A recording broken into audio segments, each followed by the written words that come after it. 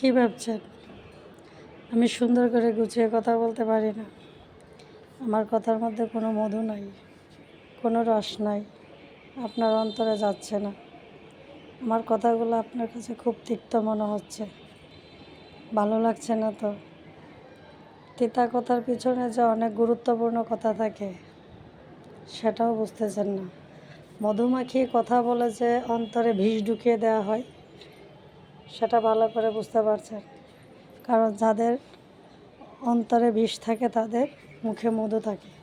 আমার অন্তরে কোনো ধরনের বিষ নাই, তাই মুখে মধু নাই।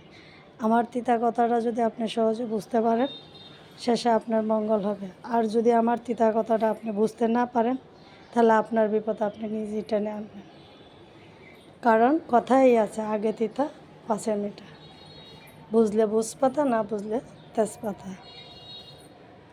অনেকে আমার কথা শুনে অনেক বিরক্ত হন, কারণ আমি অনেক মধু দিয়ে কথা বলতে পারি না।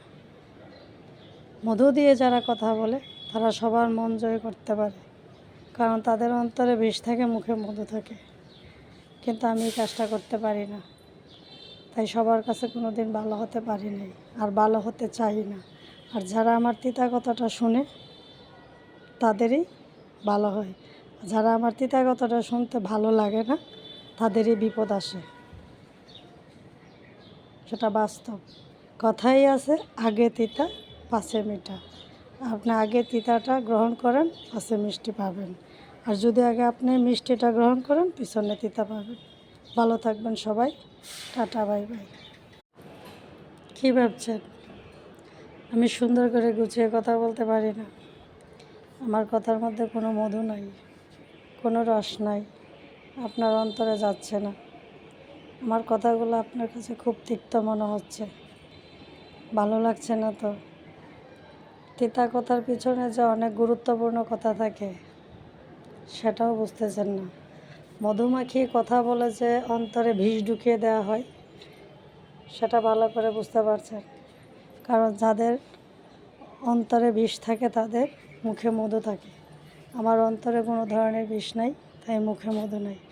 আমার তিতা কথাটা যদি আপনি সহজে বুঝতে পারেন, শেষে আপনার মঙ্গল হবে। আর যদি আমার তিতা কথাটা আপনি বুঝতে না পারেন, তাহলে আপনার বিপদ আপনি নিজেই টেনে আনবেন। কারণ কথাই আছে, আগে তিতা পাছে মিঠা। বুঝলে বুঝপাতা, না বুঝলে তেজপাতা।